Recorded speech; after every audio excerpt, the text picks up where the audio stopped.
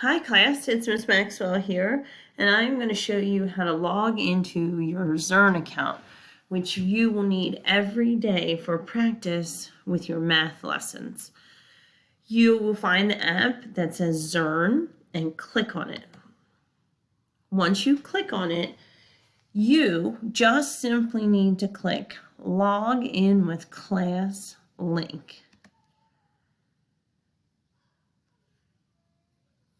Once you do that, my website looks a little bit different. It will take you right to your Zearn account, and it will tell you what lesson you need to work on. So anytime you see an oval, it looks like this with a start on there, you're going to click on that.